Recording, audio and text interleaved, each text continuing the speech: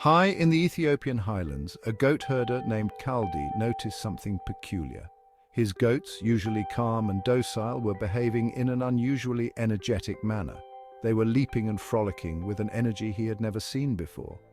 Kaldi observed that this strange behavior occurred after the goats ate berries from a particular tree. Intrigued by this phenomenon, Kaldi decided to try the berries himself. As he chewed on the bright red berries, he felt a surge of energy and alertness unlike anything he had experienced before. This, according to legend, is how coffee was discovered.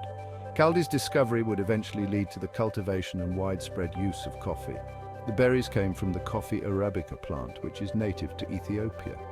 These plants thrived in the highlands, producing the berries that would become the world's favorite stimulant. For centuries, Ethiopians consumed coffee as part of their culture and traditions. It was not just a drink, but a significant part of their social and spiritual life. Early methods of consuming coffee involved eating the berries directly or brewing a beverage from the leaves and berries. These methods were simple yet effective in harnessing the coffee's stimulating properties. Eventually, the process of roasting and grinding the beans became the preferred method.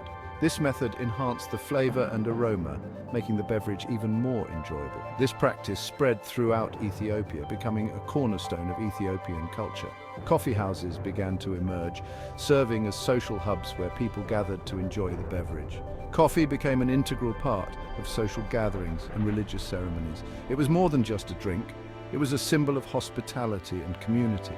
The stimulating effects and unique flavor of coffee made it a cherished beverage.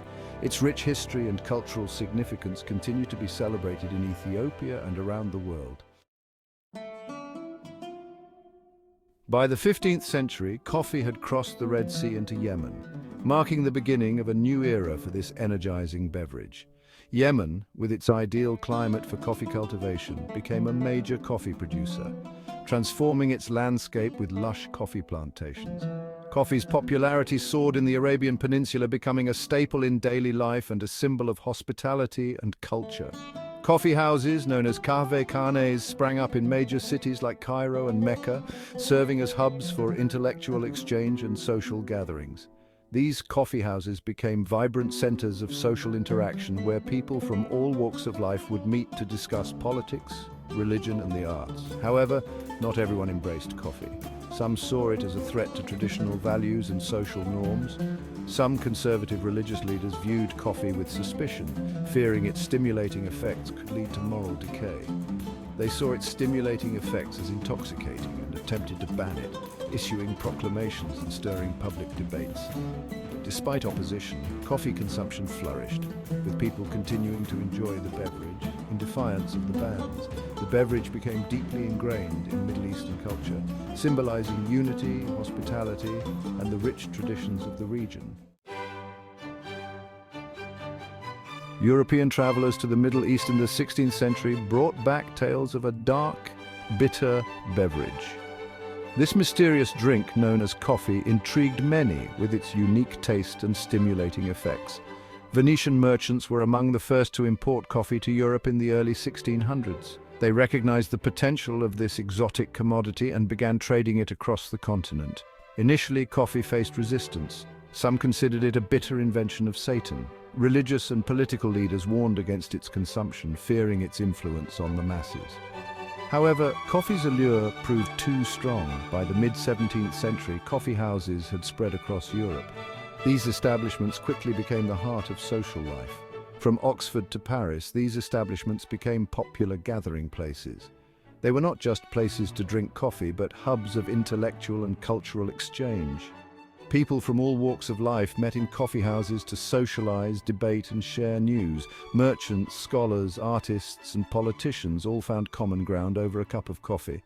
Coffee houses became known as penny universities, affordable places for intellectual stimulation. For the price of a penny, one could engage in lively discussions, read the latest news, and be part of a vibrant community. The rise of coffee houses in Europe coincided with the Age of Enlightenment. Coffee houses became important centers for the exchange of ideas. Philosophers, writers, and scientists congregated in coffee houses to discuss their work and engage in lively debates. Coffee fueled their intellectual pursuits. Coffee houses also played a role in shaping public opinion and disseminating news. People gathered in coffee houses to read newspapers, share gossip, and debate current events. The lively atmosphere of coffee houses fostered a sense of community and facilitated the exchange of information. The coffee trade fueling empires and economies. As coffee consumption increased in Europe, so did the demand for coffee beans. European powers established coffee plantations in their colonies. The Dutch East India Company and the British East India Company played major roles in the coffee trade. Coffee became a lucrative commodity. The transatlantic slave trade fueled the production of coffee on plantations in the Americas. Millions of Africans were enslaved to work on coffee plantations, particularly in Brazil. Coffee houses became centers of financial and political discussions, influencing decisions that shaped the world. The coffee trade had a profound and tragic impact on the course of history. From bean to cup, the journey of coffee. The journey of coffee from the bean to your cup is a fascinating process. It involves careful cultivation and harvesting. Roasting is a crucial step that brings out the flavors. Finally, brewing ensures the perfect cup of coffee that we enjoy every day. Each step is essential in delivering the coffee experience to a wide range of consumers. Coffee culture today, a global phenomenon. Coffee has become a global phenomenon enjoyed by millions of people around the world. It transcends cultures and borders, bringing people together in cafes, homes, and workplaces. The love for coffee is universal. Specialty coffee has gained immense popularity in recent years. Consumers are increasingly interested in the origin, processing methods, and flavor profiles of their coffee. This has led to a surge in specialty coffee roasters and cafes. A lasting legacy, the enduring appeal of coffee. From its humble beginnings in Ethiopia to its global dominance today, coffee has played a remarkable role in human history. It has fueled empires, inspired revolutions, and fostered countless social connections.